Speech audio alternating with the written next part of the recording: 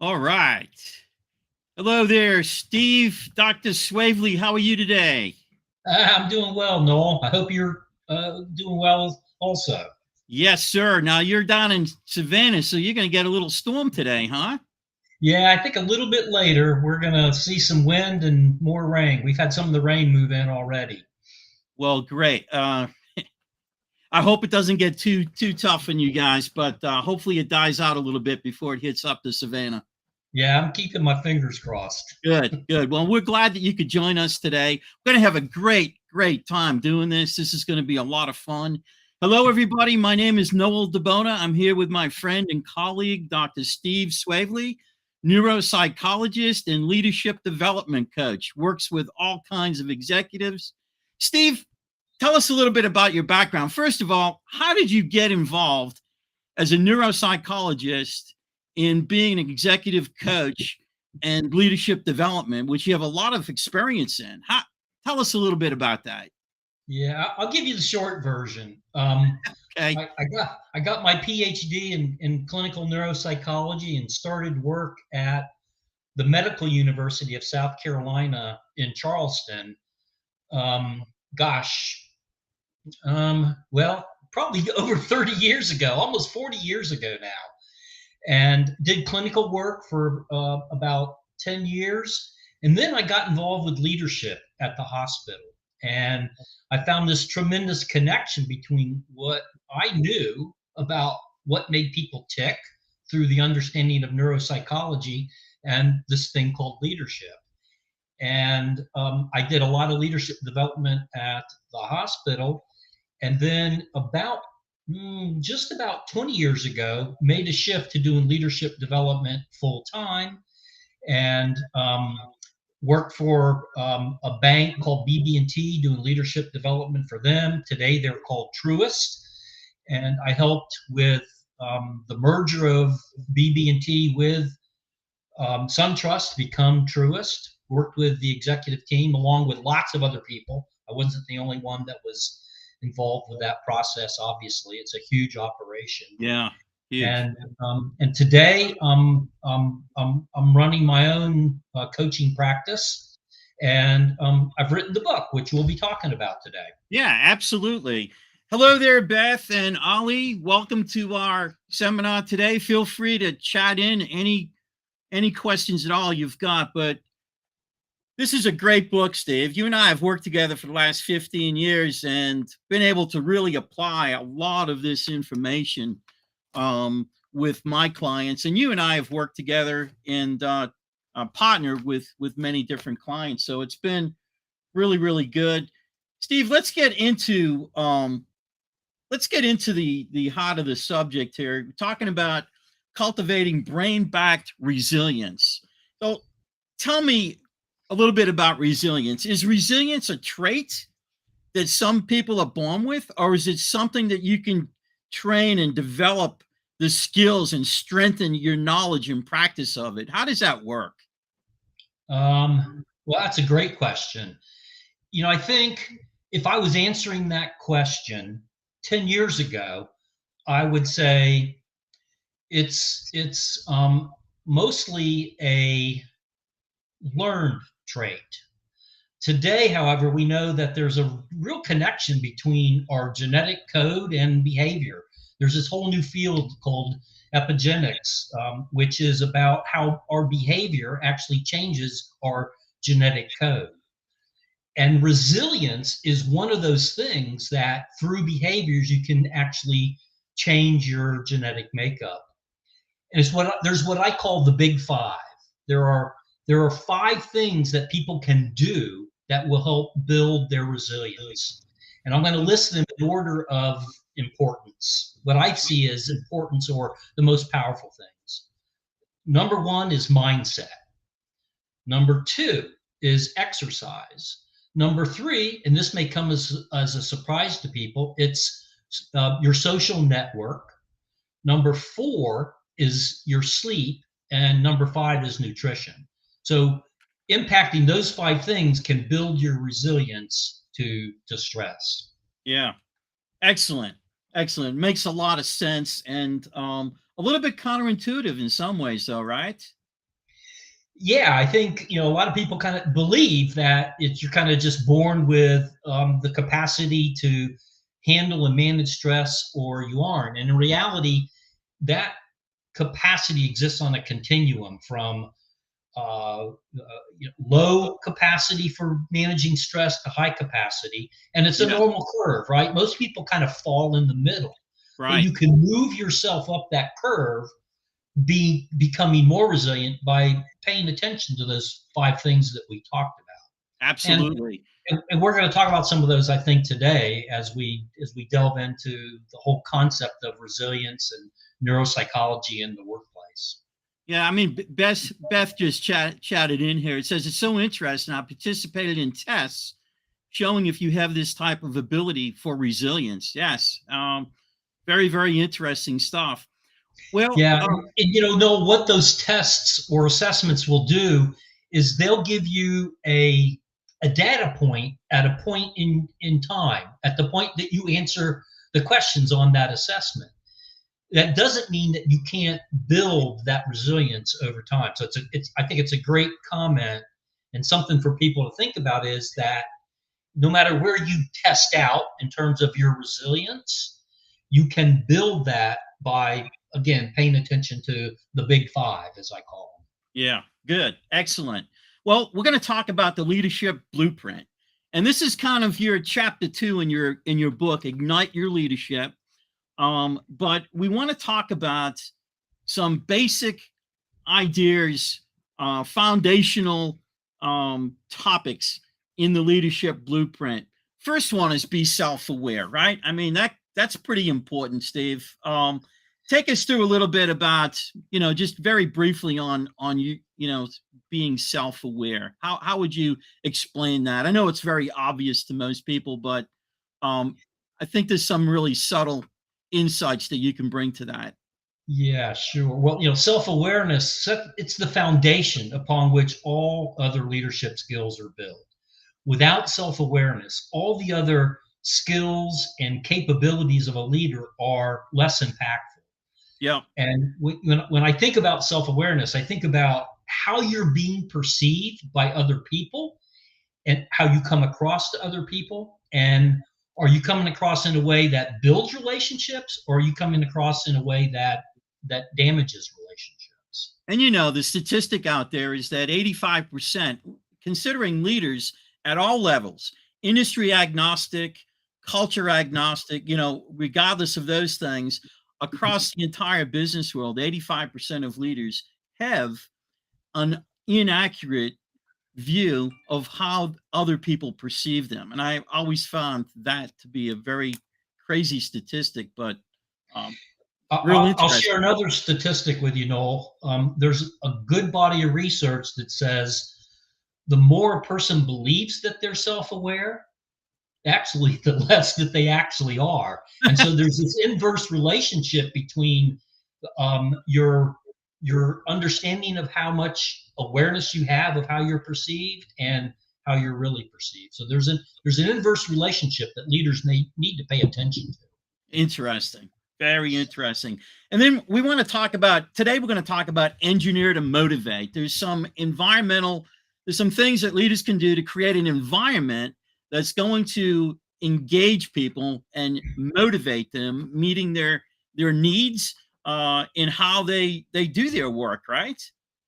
Yeah, absolutely. If self-awareness is the foundational capability a leader needs to develop within themselves, engineering an environment that motivates people is the Yes. foundational piece that builds their team's engagement and motivation. And neuropsychology has a lot to say about that, and we're going to dig into some of that today. Yeah, fascinating stuff. And then communicate effectively, right? I mean, communication is the number one superpower. Without that, you've got nothing, right? Yeah, that it's the key skill for leaders to have an effective ability to communicate. And I find that most leaders have it backwards. They're using the wrong communication strategy at the wrong time. And Yeah. understanding what the strategies of communication are and what their impact is critical to be an effective communicator. Yeah, absolutely. And you and I have done a lot of work in effective communication training with all kinds of different organizations. Now, the fourth one here is building collaboration. Just very, very briefly touch on that, Steve. Yeah, a lot of people are surprised to learn that to build collaboration on your team, you have to encourage opposition. Yes, And what I mean by that is you've got to have a capability of building this team around you that is willing and able to push back on ideas so that all opinions kind of get put out there and that the best ideas are implemented, not just the ideas that the leader comes up with. right on. And then create some change agility. So this is very, very important, right? Because we can't do anything unless we're able to navigate through change. Yeah, absolutely. In today's world, change is the status quo. Things are changing rapidly, and that change curve is actually accelerating. And so, having the capacity to move yourself and a team through change is a critical skill that all leaders need to have in their toolkit.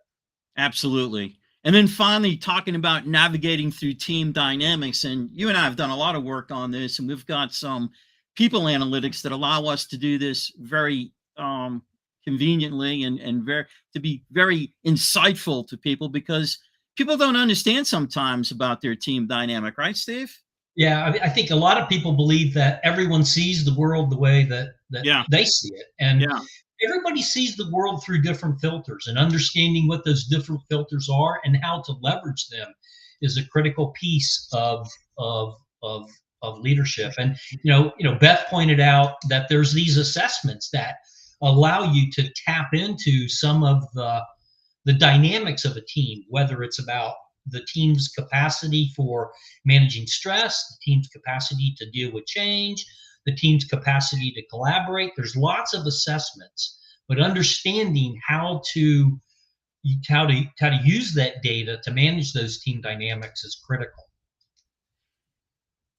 And so, what we want to talk about right now, we've got a complimentary resource out there for the folks that are with us today, and this is the chapter, one of the chapters to your book, Leadership Blueprint. And basically, what you're going to find here is the things that we just talked about in a little bit more detail, right, Steve? Yeah, in that chapter, I outline the proven blueprint for application of neuropsychology to leadership development. And that Yeah. chapter gives an outline of that and gives a little more detail than what we've covered here today. Yep. You've got your QR code out there, and you can get that in a PDF format. Excellent. Now, Steve, let's dive into self-awareness. Now, we're gonna provide folks today a guide to work through in order to bring more effectiveness to their team. Now, what does that mean? More effectiveness to them means a whole lot of different things, but basically, we can through guiding our clients through this process, we find that you have less turnover, higher levels of efficiency and effectiveness. You're going to have people that are able to use their skill sets in the right way. Steve, what other benefits do we get from this approach of looking at the foundational aspects of becoming more self-aware? Well, I think the one of the key takeaways from all of this is you begin to understand the operating system for your team and yourself, and differences in how people approach solving problems, how they approach making decisions, how they approach change. What do they focus on? Do they focus on big picture? Do they focus on details? And all of those things go into understanding the team dynamics and how you can leverage that to create a high performing team. Absolutely. Now, we're going to talk a little bit about these 17 different profiles, behavioral styles, and tendencies. Now, Steve, when we map this out on this competing values framework, where we have in one quadrant people and teams that are visionary, right? And they're risk tolerant, highly competitive. And opposite of that, we have stabilizing teams or stabilizing individuals that are well organized and looking at processes and rules and structure, and not so risk tolerant, more risk averse. And then we have folks that are producing, highly competitive, lots of goal attainment, wanting to climb that hill and get it done. And then opposite of that, cultivators. Teams or individuals that are supportive. They don't like discord. They don't even like healthy debate sometimes, that they feel put off when they get into that conversation with a producing team or individual. But really, there's no right place to be. I mean, you can be anywhere at all in this plot, and the ones in the middle are closer to the middle, that are able to stretch into these different areas. But it's all about understanding where you're at, and how to adapt and take on different leadership strategies if you have people that you're dealing with that are going to be different than you, which everybody is different on the team, right, Steve? Yeah, I mean that's the whole concept behind understanding team dynamics. And if you have this data on your team, you can use it to know how to best lead them. For example, through change. People that are up there in that exploring quadrant, they're going to move very quickly through change. They're going to be seeking change out. They're going to be the first to adopt change. Whereas people down there in that stabilizing quadrant are going to be slow to change, and they're gonna be in need of much more understanding about why the change is important in order for them to move. And when you begin to understand these differences, you know how to best lead the various individuals on your team moving through change. And that's just one example. You can apply the same concept to motivation and collaboration and managing conflict, all the things that a leader needs to be able to do effectively. Yeah, absolutely. So what we got right now in terms of this are basically these 17 profiles that we place in this competing values framework. And we're going to show you how this system works. And we're going to talk about some of the basics behind this in terms of the neuropsychology. But let's start with the leader. So we always start with the leader, but there are different ways of that people lead, obviously. Steve, what is it that forms people's behavior? Leaders that communicate certain ways, that delegate certain ways. Why is there so much inconsistency with leadership? Why, if everybody's a leader, then why don't they just lead the same way? Why do they have to be different? And how do we figure out who that leader is? How do we work with that person? It's a great question. We could spend an afternoon talking about it, but let me answer it this way. There's an old saying that I learned from a researcher named Dr. Robert Hogan, who was a pioneer in bringing assessments into the leadership realm. And what I learned from him is this idea that who you are is how you lead. In other words, you bring your personality into your leadership, and understanding your personality and the strengths of that personality and the potential blind spots helps you understand how you're going to lead and how you can improve your effectiveness as a leader by leveraging your strengths and learning how to not let your blind spots get in your way.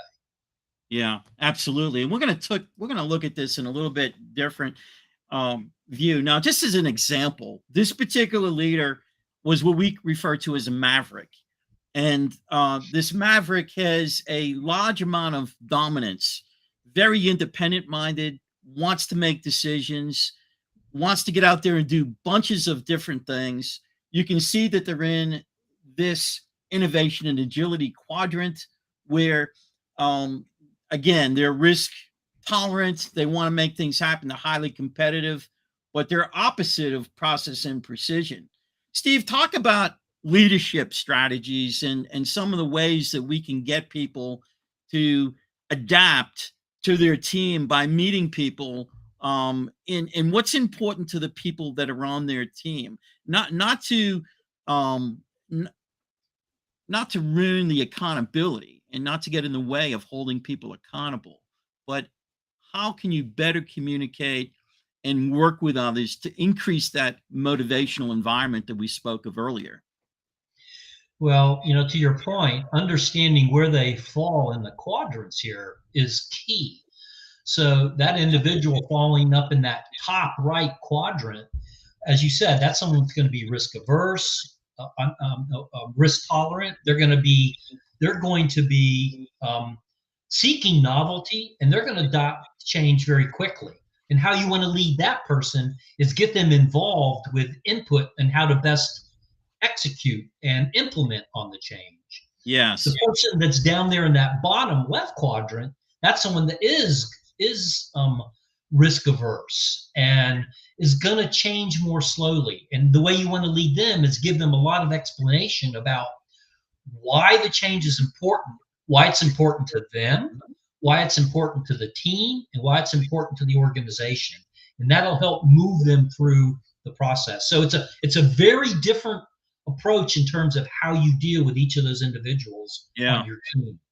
And you might, we all have, both of us have coached individuals that, have been leading for 20, 25, 30 years, and also some that have just begun their leadership journey. But particularly with those that are more experienced, they might think, well, gee, have I been doing this wrong for the last 20 years? And one of the things that's really important for leaders that might need to adapt their leadership strategy, I guess it's important though, because, and you can give us more details on this, Steve, but why is it important for leaders to be able to reframe their thoughts when they encounter issues on their team? So maybe, they've been brought into some type of coaching because they sense they have issues with teammates, or maybe their boss senses that, or maybe the people themselves have been vocal about it. How can you help that leader reframe their thoughts? And why is that so important as a leader to be able to do that? Well, I think as a leader, you've always got to be growing. You've always got to be upping your game. And, there's a cycle in leadership. I've seen it happen over and over again in my career, where a leader builds capability. They get put into a higher level of responsibility, which creates greater scrutiny for them and greater responsibility. So they got to continue to grow to meet that new level of challenge. And then that puts them up a little higher on the ladder, and they continue to get pushed up higher. Yes. And they have to be able to develop and grow into those positions. When you quit growing, when you quit learning, then you've capped yourself. You're not going to continue to advance and accelerate as a leader, and your team's gonna suffer. Right, absolutely. Now, in most instances, when people are looking to become better leaders, they will look at where they're at, but really, they really need to look at their team, the dynamic of their team, and ask themselves questions like, how does our team get work done? How are we at communicating and taking action? Would you like to speak to some of that, Steve, of why do leaders seem to insulate themselves from the team and just think because they're putting assignments out there or having their obligatory, Monday morning meetings or Friday afternoon status updates, that's good enough? What are they missing? Well, I think this goes to three questions that every leader needs to be asking themselves. And thinking about your quadrants there, the four quadrants that you have. The three questions to ask yourself as a leader is, where am I? Where is my team or individuals on my team? And where do I need to be? And so it's about shifting your strategy to get out of your natural preferences of your personality, your natural preferences of those things that are your strengths, and step out of those and bring to the table what your team needs in order to move forward. And you know that based on where they fall in the various quadrants here. You have the operator's manual, if you will, to how to help move them. Again, move them through change, help them build collaboration, how to motivate them, all the things that are part of that blueprint that we talked about earlier. Yeah, and I'm going to back up just for a moment because we've got people coming into the conversation that may have not seen some of the earlier or been listening to some of the earlier comments that we had. But we talked about really building resilience with leaders, and we're basically doing this through the lens of who we are as individuals. We also need to take our team into consideration, and then we're going to talk about the work that needs to be done by that team. I'm going to talk about from all three vantage points how leaders can improve building resistance, improve all the things that are important to your success and your company's success. Lower turnover, higher levels of efficiency and effectiveness. You know, there's lots of unnecessary work that can be removed because people's operating systems, not so much the human operating system, but the management operating system can evolve over time. And people are spending time in areas that aren't necessarily going to move the ball forward and attain those business goals. So this stuff really, really has an impact on how you do your business. And it has to do with how you're seen in the organization and how you're able to expand your sphere of influence or not. And it hits your back pocket too, in terms of your wallet, in terms of your bonuses and pay, right? Steve, what would you say about that? Well, there's a whole host of research that supports what you just said, Noel. And the whole intent behind all of this, understanding the neuropsychology of leadership, understanding the dynamics of your team, understanding where you are in terms of those dynamics. The whole intent of all of that is to increase profitability, reduce turnover, um, people that are engaged or require less attention from their manager. And all of that adds to obviously the bottom line, and it makes things more fun and easier for the leader. Yeah. When things are humming and everything's firing on all cylinders, that's when leadership is a joy. It's when it's fun. Yeah. It's when, as a leader, you're constantly bombarded with problems to solve and you got no solutions, or the solutions are unattainable. Then that's when leadership is not very fun. But Yes. you can bring, I like to say, you can bring the joy back in leadership by applying some of the things we're talking about here today. Now, this is an interesting example, Steve. In this particular example, this is going to be fun to talk about. We've got this team that's a producing team, competitive, intense, and task oriented, right? They want to get things done. So they're really all about getting things done. They have some innovation and agility and some process. But think about this. Their strengths are able to get things done, and they're not really set back by failure. But there's such a keen sense of competition that they can build, you know, unhealthy rivalries in order to get the work done because there's not enough resources and they're highly, highly competitive. And typically, what we find in organizations like this, on teams like this, is that the leader is faced with a very, very high need, very big need to be able to do a better job at fostering trust and collaboration. And looking at this based on your neuroscience background, how can leaders build more trust and collaboration in on their team? How can they do that? Well, the first thing that stands out for me as I look at this graph is the lack of anyone up in that top left quadrant, which is all about building collaboration, Yeah. building the team environment. And I would say this is not an uncommon graph in what I see in many organizations today. And the reason for that is because leaders typically get put in their leadership role because they fall down there in that bottom right quadrant, right? Yeah. They're driven, They get things done. They get things done.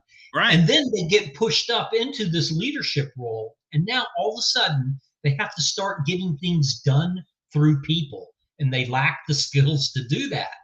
And they don't recognize that they need to be bringing in people that can help build that collaboration. And that as a leader, they need to be working to build collaboration, build trust, build that team environment where people are actively engaged and motivated in serving the mission of the team. And think about this team right here that is and let's say it's a leadership team. And below every one of these leaders, these 7 people, we have multiple teams.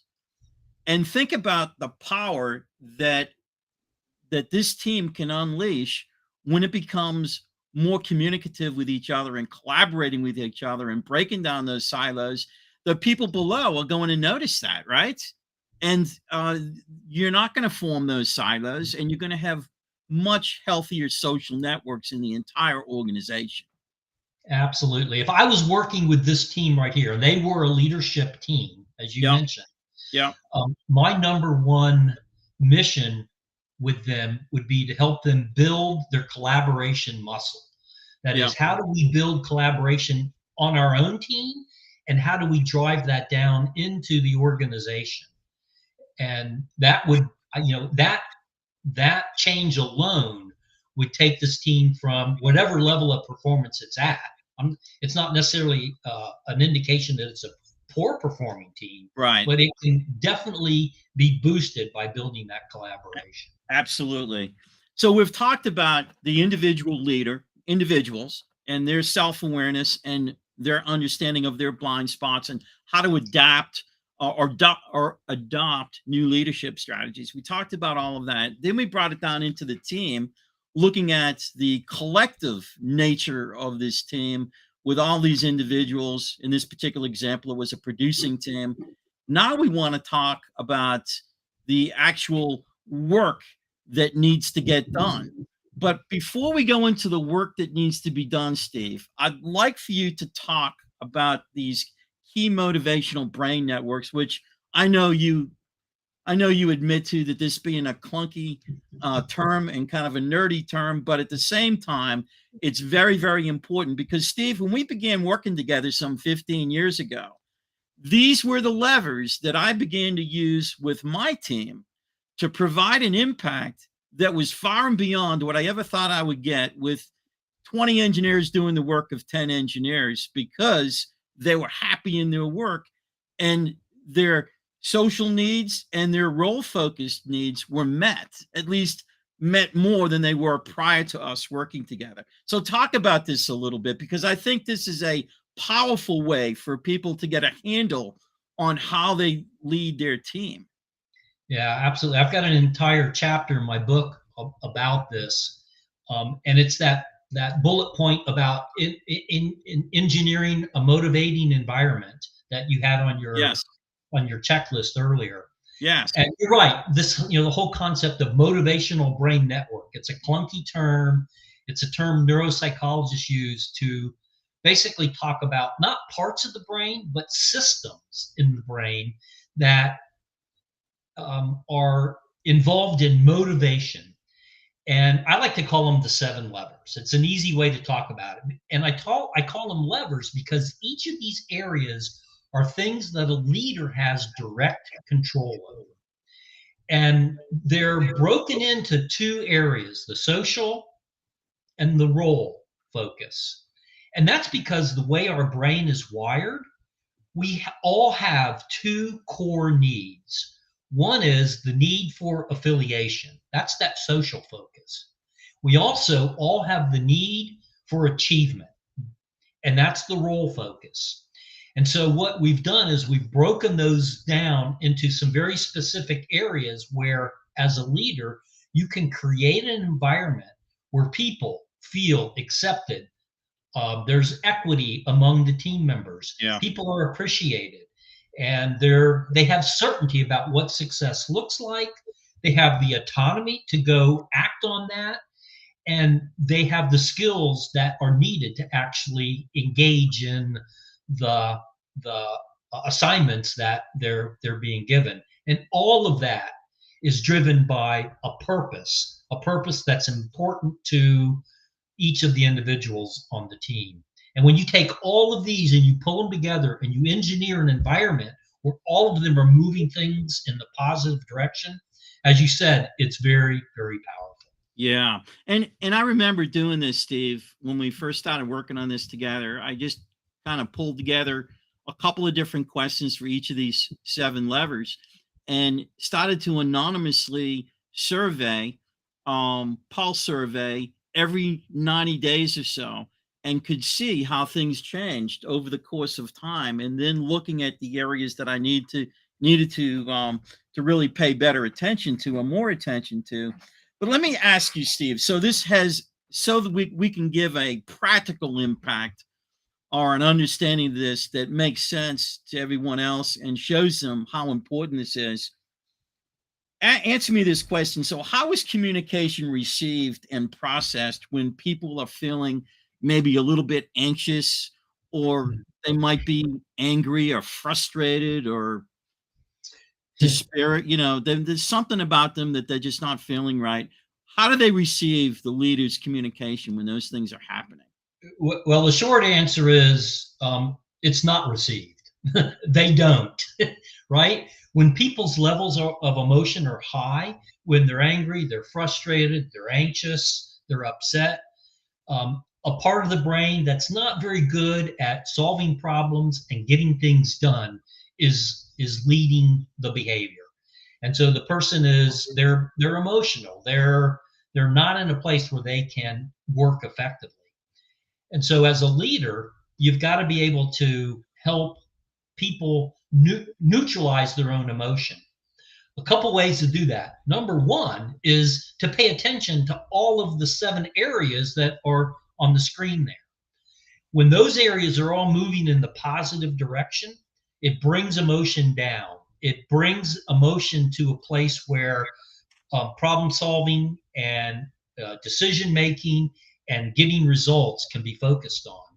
When those things are moving in the wrong direction, then emotions can go high and people get frustrated, people get upset, and then emotion begins to drive the results, and that's never good. So not that emotion is bad, but you don't want it driving results, right? You want the thinking part of the brain driving the decision making, fueled by emotion, where people feel motivated, they're engaged, they're giving that discretionary effort to solve problems and to get things done. So here's something that if a leader did, would just really get you in the opposite direction of where you want to be.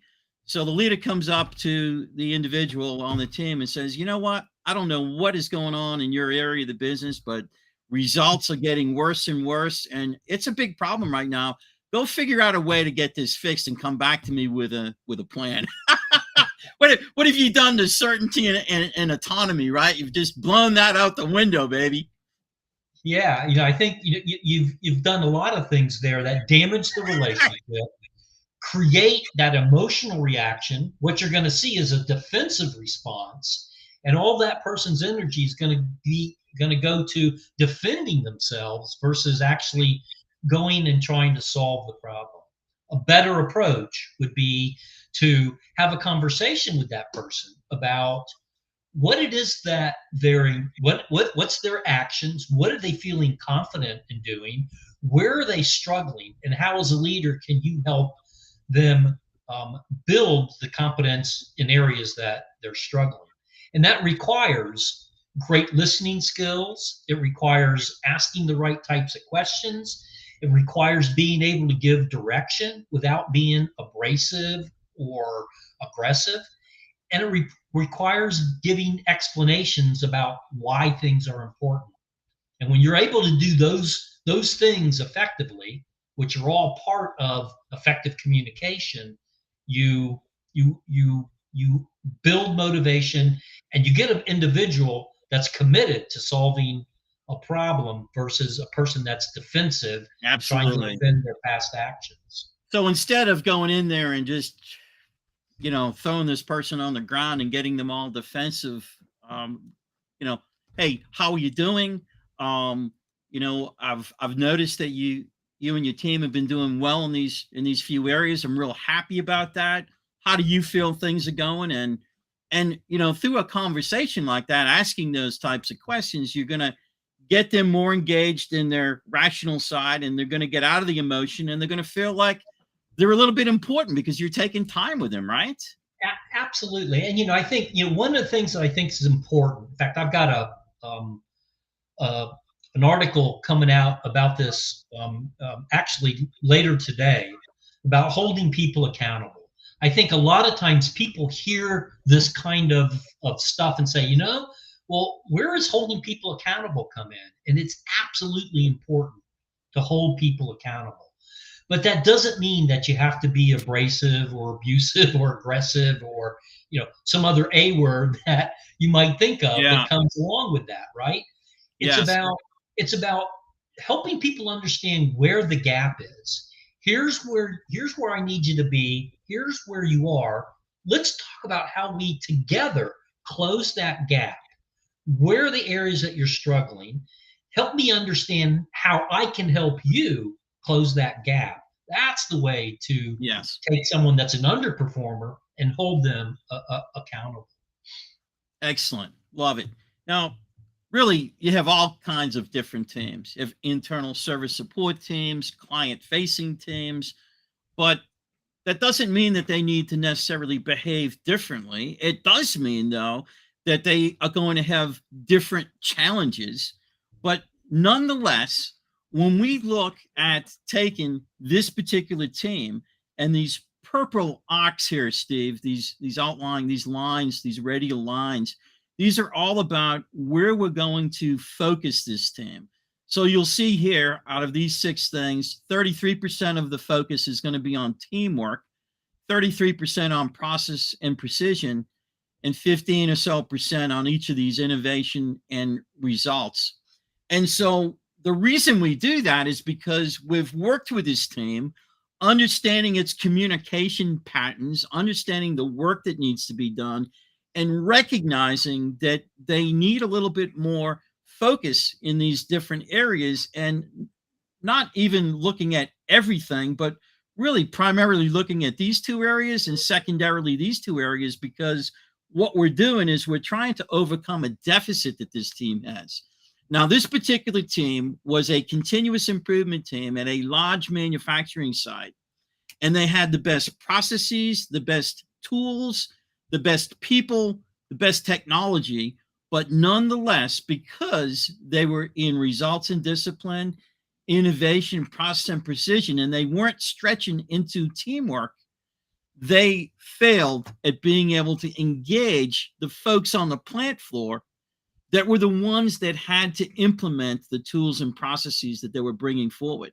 So they thought they had all these great things, but when it went to the plant floor, it failed simply because of the way that they were working with the other folks that they needed to get engagement from.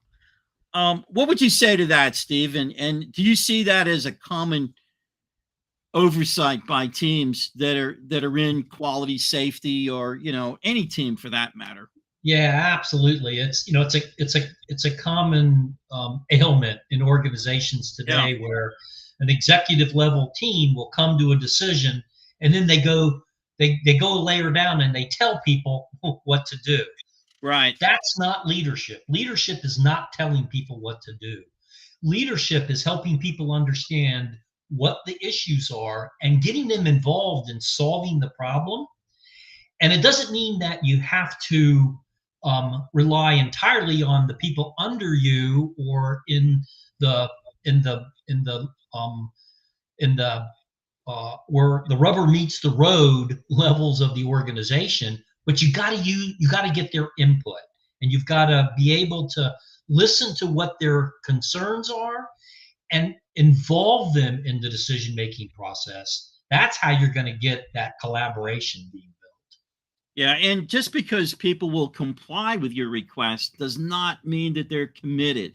And the difference between somebody that is committed and somebody that is merely compliant in terms of their level of work output is far greater if they're committed than if they're just complying, right, Steve? Yeah, absolutely. Yeah, I like to make the distinction between you want people that are committed, because they're going to give that discretionary effort. Compliant people are going to do just exactly what they need to do to fly under the radar and not get called out, and that's not a high-performing team. And the bad thing about not dealing with people in the way that they need to be managed or led really could taint, their desire to want to even work on the team. And as a result, if they become actively disengaged, they're going to poison a lot of other people in that team. And that's what happened in this particular instance. They had some folks that were, they really were actively disengaged.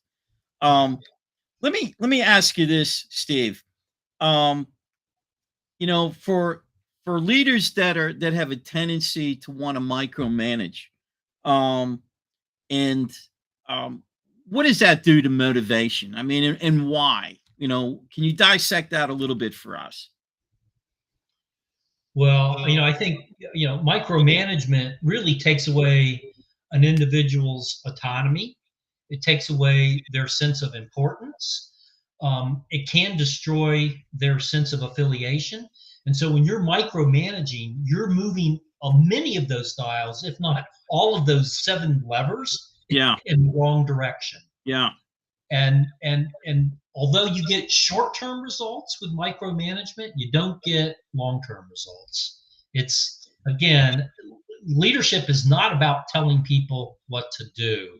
It's about engaging people and collaborating with them to come to not just a solution, but best solutions and decisions for the issues that the team's facing. Yes, absolutely. Now, one of the things that you mentioned early on in our conversation today is the importance for leaders to continually learn about themselves, learn about different leadership strategies, and to be able to really accept or examine, if you will, different ways of looking at some of the issues that we're talking about today. Now, you and I know research shows this, and you and I have had a lot of practical experience, and we've seen the upside results from this type of work. But we absolutely know and put our paycheck on it that we can improve collaboration and trust. We can improve the way people work with each other through communication and the 7 levers. We know it works. We know it can impact the bottom line. And so why wouldn't leaders that want to grow as leaders examine a different way that they may not have looked at in the past? And so that's what we want to talk about right now, Steve, is giving people the opportunity to look at their team and complete the team environment survey so that we can kind of get an understanding of where that team is at. And then do the predictive index behavioral assessment, which is what we've been talking about for the self-awareness, and how all those plots on the team are all based on the PI, people analytics.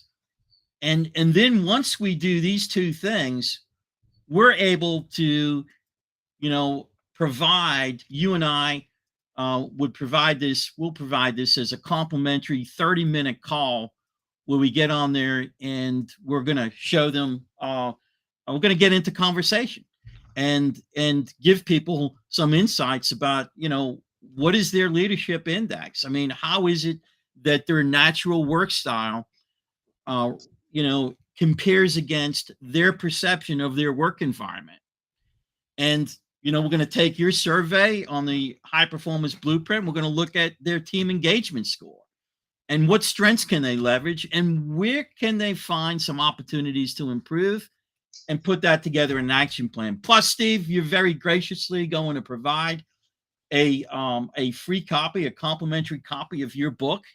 And then we'll have the conversation. Then they can take that conversation, reflect on it, reflect on their action plan, read the book, and man, that's a heck of a good deal, right? I mean, that's powerful. Yeah, absolutely. It's a no-brainer, as I like to say.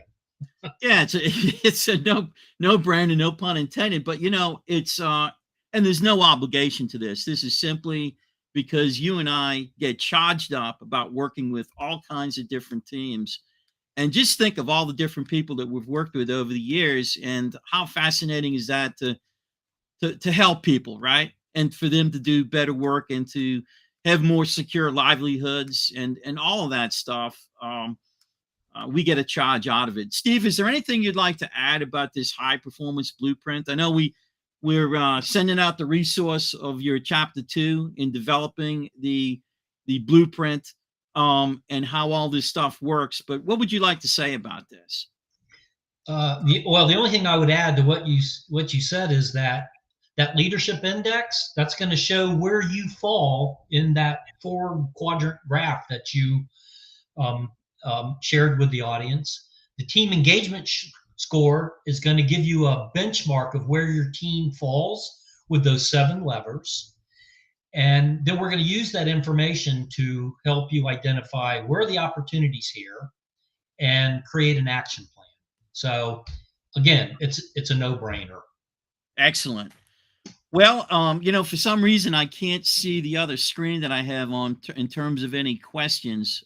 But let me see if I can go back. I can't. Steve, do you see any questions up there in our chat that we want to respond to at this point? I'm looking right now. I don't see any questions coming through right now. Nope. Okay, so let's go back and just briefly, real brief. We've got just a few minutes left before we sign off. But we talked about increasing resilience. Let me ask you something about this, Steve. How can leaders better regulate their emotions? Because sometimes our resilience falters because we start worrying about things. We take on negative feelings, and we just grind on those negative thoughts, and over time it really takes us down. Our teammates can see that, but how can leaders better regulate their emotions? Well, I like the term you use, regulate, because a lot of times people ask the question around how can I get rid of the negative emotions? And the answer is you can't. What you can do is you can learn how to manage them, and even better, leverage them in a way that'll help you be more effective as a leader. And a big part of that is, number one, being aware that you've got a negative emotion rising up. Our brain is wired in a way that it's more likely to identify problems and negativity in our world than it is able to identify opportunities and positivity. It's called the negativity bias. And there's a lot of research around why that exists. Makes sense from an evolutionary perspective. Yes. Be more alert to dangers than there are than opportunities. But one thing that a leader can do is focus on what's the opportunity in this problem that's creating this emotion for me. And what that does is that activates more of the problem solving machinery, the opportunity identification machinery in your brain, and help shut down the problem focused thinking that you just described. And those emotions are based on perception. Case in point, this is an excellent way of demonstrating how we can identify areas or opportunities for improvement. Now, in this particular case, this leadership index here, this individual has these inherent skill or inherent traits. They're intrinsic. That's who they are. We're not going to go through each of the individual, what this actually means. But if you look at the shape of this curve, and this is their perception of how they need to behave in the workplace, it's inverted, right? And leading to that perception are whole bunches of different experiences and things that have happened. And once we can hit that reset button, Steve, and examine in greater detail and the context of what this person does for the company and what the company's business is, we can kind of decode the differences between here and come up with a different leadership strategy that's going to be a lot healthier than them putting the onus on themselves to actually invert who they are. That's not healthy, right? No, it's not healthy at all. And we've got a comment from Beth that's, I think, really, really important. And she says it's really hard to keep negative feelings and thoughts from showing on the outside. Yeah. And Beth is absolutely right. And again, it's not about stuffing those emotions or hiding them as much as it's about being vulnerable and letting those emotions show, but in a way that doesn't destroy relationships. And what I mean by that is become aware of when you're getting angry and frustrated as a leader, and be intentional about directing your behavior in a way that will support building a solution, that will support finding or coming to a good decision by collaborating with other people. And it sounds counterintuitive, but the more that you engage with another person when your emotions are high, the more that you can actually calm that emotion and begin to activate that machinery that's designed to solve problems. Yeah, and that's a great thought, Stephen. In this particular instance, this person who's this high results and disciplined person with that high impact and low stability, right? Driving, and what do they want to become? Now they want to become a cheerleader. And that's actually going to cause them a lot more grief than if they learned the different ways of meeting people in the middle and, changing the way that they communicate and view their work environment. So that's an excellent example of what you were talking about, Steve. Yeah, I think becoming the cheerleader becomes very disingenuous, and Yeah, it's seen as and picked up on as superficial. absolutely. And so it's not an authentic way. There's a lot of talk about authentic leadership, and it's not an authentic way to lead. To jump from one extreme to the other in an effort to manage a situation. You got to be yourself. Absolutely. And this is just a copy of an action plan that we look at. And I'm not going to go through any more of this. I think that there's a lot of stuff that we talked today about, Steve. And really, what we've said here is that there is a lot of valid neuroscience and very important neuroscience behind creating resilience, collaboration, trust, better teamwork through improved communication, really grasping those 7 levers, those motivational brain networks to work, use that in your favor. Because every time a leader is going to interact with somebody on their team, they're either going to move it in the right direction or the wrong direction, or keep it the same, but look at it as an opportunity to build that collaboration and trust, and watch the numbers go up and the paycheck get bigger and the value to the organization get better.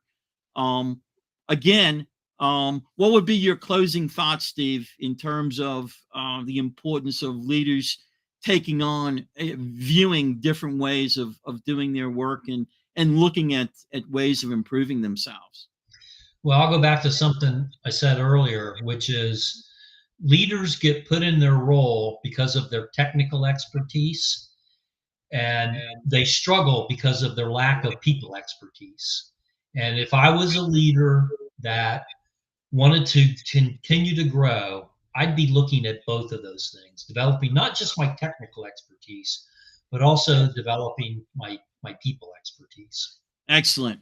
Great thought. So, Steve, how did you like this today? Was this fun to get out and do this? It's always fun when we have a dialogue, Noel.